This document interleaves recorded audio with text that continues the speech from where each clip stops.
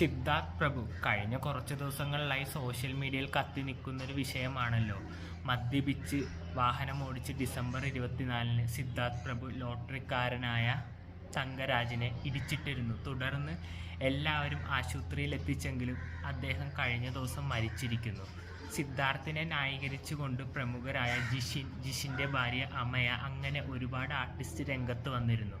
എന്തായാലും അതിലേക്കൊക്കെ ഒന്ന് കടക്കുന്നതിന് മുമ്പ് സിദ്ധാർത്ഥിനെ പറ്റി വന്ന ന്യൂസ് വീഡിയോ നമുക്കൊന്ന് കാണാം.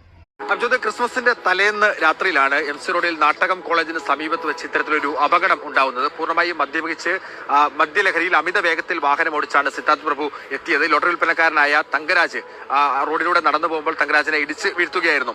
അന്ന് തന്നെ നടത്തിയ വൈദ്യപരിശോധനയിൽ സിദ്ധാർത്ഥ് മദ്യപിച്ചിരുന്നതായി പോലീസ് കണ്ടെത്തിയിരുന്നു. മാത്രമല്ല, ആ ദൃശ്യങ്ങളടക്കം കാണുമ്പോൾ തന്നെ എത്രത്തോളം ബോധമില്ലാത്ത രീതിയിലാണ് സിദ്ധാർത്ഥ് പെരുമാറിയതെന്ന് എല്ലാവർക്കും മനസ്സിലാവുന്നതാണ്. നാട്ടുകാരോടും പോലീസിനോടുമൊക്കെ തട്ടിക്കയറുകയും വലിയ തരത്തിൽ ബഹളം വയ്ക്കുകയും ചെയ്യുന്ന സ്ഥിതി അന്നുണ്ടായിരുന്നു. പക്ഷേ അന്ന് പോലീസ് അയാളെ കസ്റ്റഡിയിലെടുത്ത് ആദ്യം ചുമത്തിയത് മദ്യപിച്ച് വാഹനം ഓടിക്കുകയും ഒപ്പം അപകടകരമായ രീതിയിൽ വാഹനം ഓടിക്കുകയും തുടങ്ങിയ വകുപ്പുകളായിരുന്നു. പിന്നീട് പോലീസ് സ്റ്റേഷനിൽ നിന്ന് ജാമ്യത്തിൽ സിദ്ധാർത്ഥ് പ്രഭുവിനെ വിട്ടിരുന്നു. കഴിഞ്ഞ 8 ദിവസമായി ഈ തങ്കരാജ് കോട്ടയം മെഡിക്കൽ കോളേജ് ആശുപത്രിയിൽ ചികിത്സയിലായിരുന്നു. 3-4 ദിവസം മുമ്പ് അദ്ദേഹത്തിന്റെ സ്ഥിതി വളരെ മോശമാവുന്ന സ്ഥിതിയിലേക്ക് പോയി. തലയ്ക്കാണ് ക്ഷതം ഏറ്റത്. പിന്നീട് ഇന്നലെ മരുന്നുകളൊന്നും തന്നെ പ്രതികരിക്കുന്ന ഒരു സ്ഥിതി ഉണ്ടായില്ല. ഇന്നലെ രാത്രിയിലാണ് മരണം സ്ഥിരീകരിച്ചത്. കേട്ടല്ലോ, ഇതാണ് തങ്കരാജിന് സംഭവിച്ചത്. എനിക്ക് ചോദിക്കാനുള്ളത് ജിഷിനോടും ജിഷിൻ്റെ ഭാര്യ അമ്മയോടുമാണ്.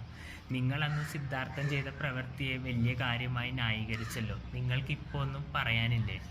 ജിഷിൻ്റെയൊക്കെ പ്രകടനം കാണണമായിരുന്നു. എന്തായാലും ഞാൻ ആ വീഡിയോ പ്ലേ ചെയ്ത് കാണിക്കേണ്ട കാര്യമുണ്ടെന്ന് തോന്നുന്നില്ല. നിങ്ങളെല്ലാവരും കണ്ടതല്ലേ.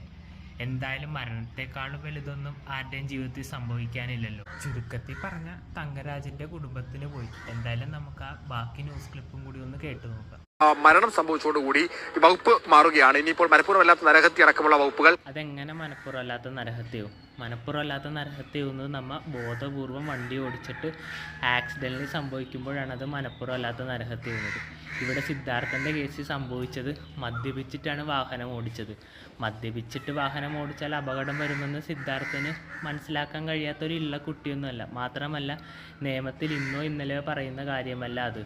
അപ്പോൾ സിദ്ധാർത്ഥൻ ചെയ്തത് ബോധപൂർവമുള്ള തെറ്റായിട്ട് കൂട്ടണം എന്നാണ് എൻ്റെ പേഴ്സണലായ ഒരു അഭിപ്രായം. അപകടകരമായ രീതിയിൽ വാഹനം ഓടിച്ച് മരണം സംഭവിച്ചു തുടങ്ങിയ വകുപ്പുകളെല്ലാം തന്നെ സിദ്ധാർത്ഥ് പ്രഭുവിനെതിരെ ചുമത്തും.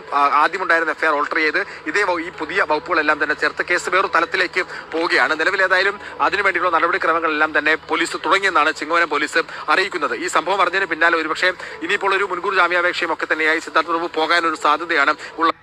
അതെല്ലാ പ്രമുഖരും അങ്ങനെയല്ലേ ചെയ്യുള്ളൂ. ഈ സമയം കുറച്ച് തൻ്റെ കരിയറിൽ നിന്ന് ഇറങ്ങി നിൽക്കും. ആ സമയത്ത് അവൻ കാശെറിഞ്ഞ് നല്ല പ്രഗത്ഭരായ വക്കീലെ വെച്ച് കേസ് വാദിക്കും.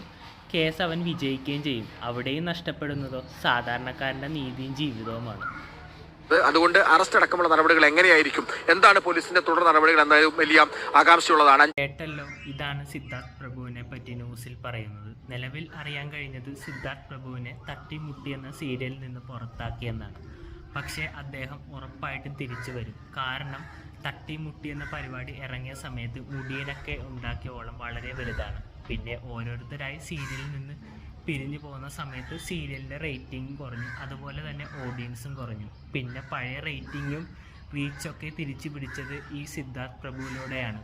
ഒരിക്കലും അതിൻ്റെ പ്രൊഡ്യൂസർ റേറ്റിംഗ് കളയാൻ ശ്രമിക്കില്ലല്ലോ. അതുകൊണ്ടാണ് ഞാൻ പറഞ്ഞത് സിദ്ധാർത്ഥ് പ്രഭു തിരിച്ചു വരുമെന്ന്. നിങ്ങൾക്ക് സിദ്ധാർത്ഥ് പ്രഭുവിൻ്റെ കേസിനെ പറ്റി എന്തു തോന്നുന്നുവെന്ന് കമൻറ്റ് ബോക്സിലൂടെ ഒന്ന് രേഖപ്പെടുത്താം. പുതിയൊരു വീഡിയോയിൽ കാണുന്നവരെ ബൈ.